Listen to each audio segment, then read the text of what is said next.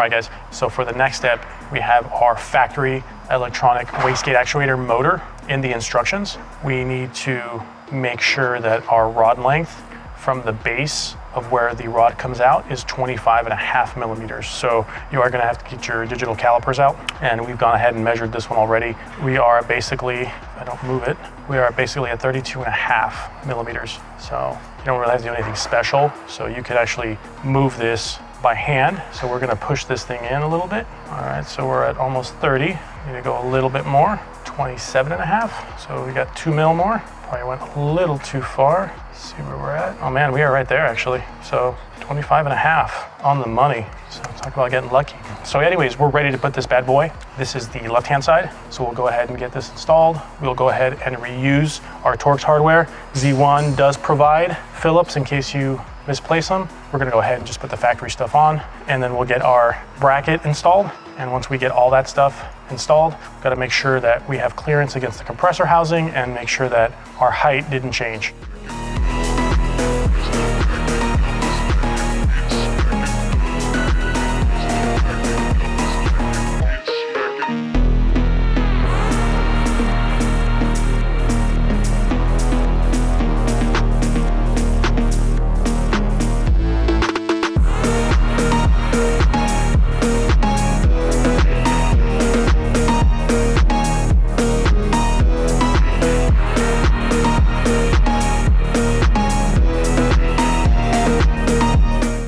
Okay guys, we've got our motor installed. We're using the supplied actuator arm, the bracket arm. Came with a clip that we attached to the turbine housing, and we've gone ahead and made sure we have enough clearance. Again, because the compressor housing is a lot bigger, we have less space. So we want to make sure we have enough clearance so that this actuator arm and bracket assembly can move and close. So this is what's responsible for controlling our boost. So after we've done that, we've snugged it up. You don't want to go too crazy with this because you could modify the adjustment on the rod here. So we want to go back in and make sure we have our measurement. Again, that was 25.5. A little tough to get in there, but we are, yeah, we're right there. 25.6, 25.5. Yep.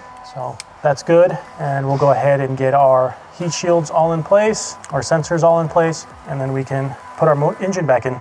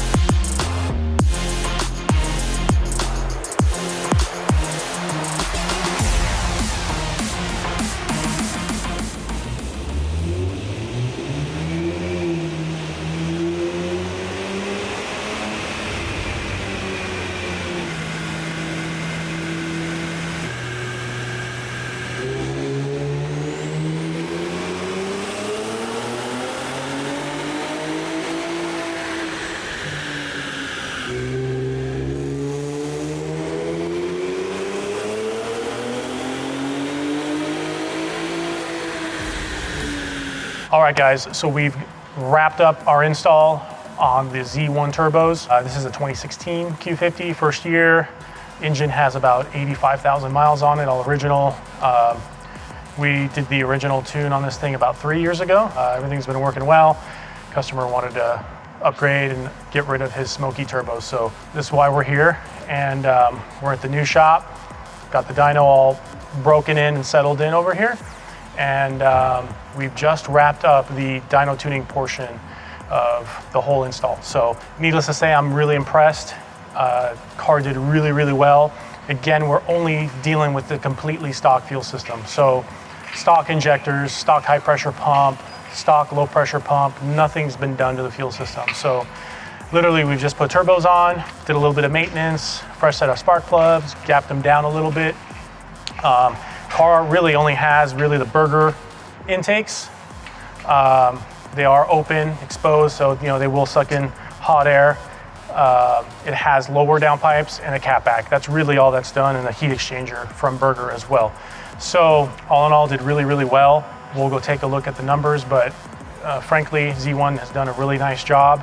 One thing you are going to, to be expected is you are going to lose that low end punch a little bit because these turbos are bigger, but with that trade-off comes better engine reliability.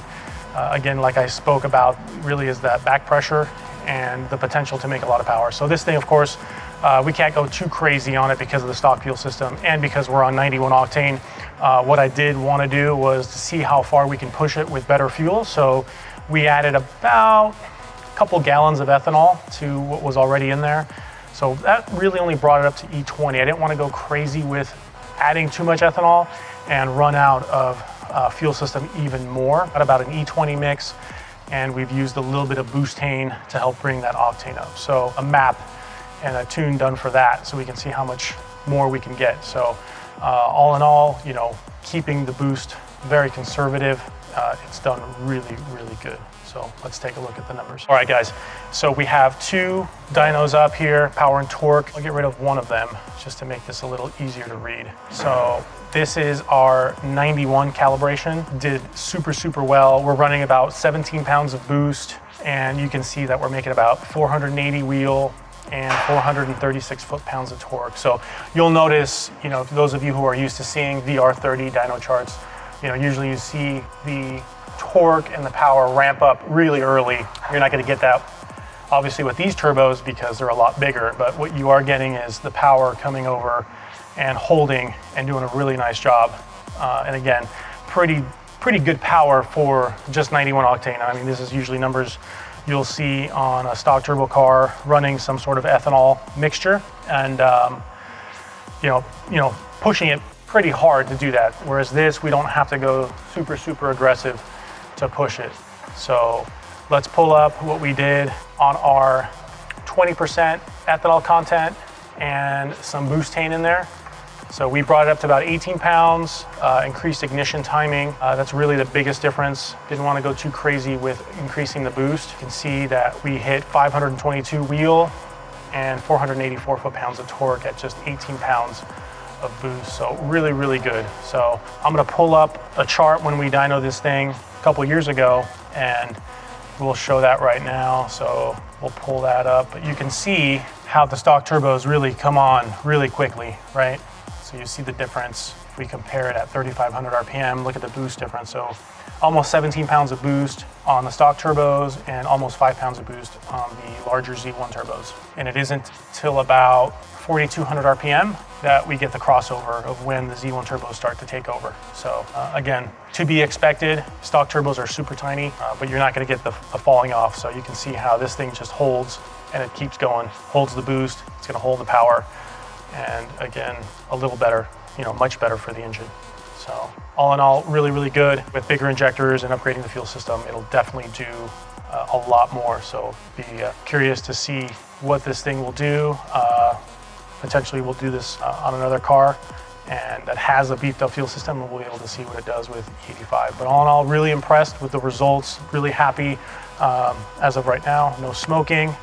Install was really, really nice. Z1 did a fantastic job with the components and the installation of all the pieces. So really happy about that. So on to the next one.